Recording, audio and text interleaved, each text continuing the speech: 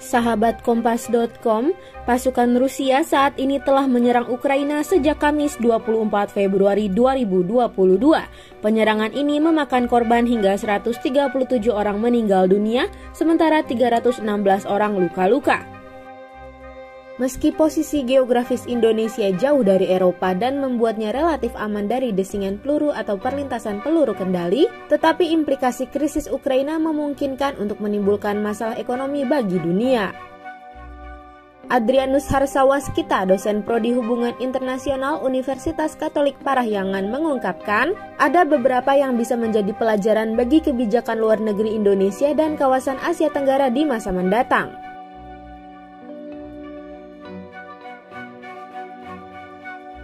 Invasi Rusia ke Ukraina membuka luka lama dalam hubungan internasional yang selama ini dianggap abstrak.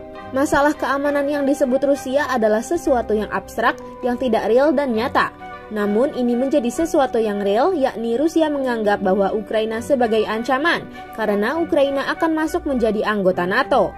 Keanggotaan ini artinya persenjataan, terutama peluru kendali NATO bisa ditempatkan di Ukraina. Inilah pelajaran pertama apa yang disebut sebagai masalah keamanan yang absah. Adanya masalah keamanan ini harus ditanggapi secara serius, bukan didiamkan. Atas dasar masalah keamanan ini, tindakan Rusia bisa dibenarkan.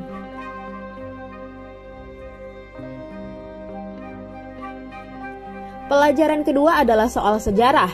Dalam beberapa pidato sebelumnya, Putin mengungkit bahwa Ukraina adalah bagian dari Rusia. Disebutkan bahwa Ukraina didirikan oleh kaum Bolshevik. Atas dasar ini, Ukraina adalah bagian sah dari Rusia.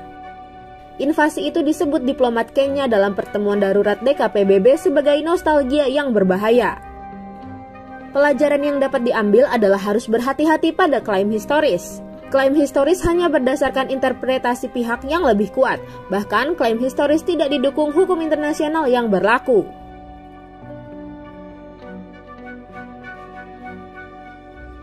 Pelajaran ketiga soal demokrasi versus anti-demokrasi. Pada hari Minggu beberapa hari yang lalu terjadi demonstrasi di Ukraina. Demo itu mendukung masuknya Ukraina ke dalam NATO. Jajak pendapat umum sebelumnya memang menunjukkan makin kuatnya keinginan orang Ukraina untuk masuk ke blok barat. Apalagi mereka sudah muak dengan korupsi dan otoritarianisme. Demokrasi telah menjatuhkan sekutu Rusia di Ukraina lewat pemilu.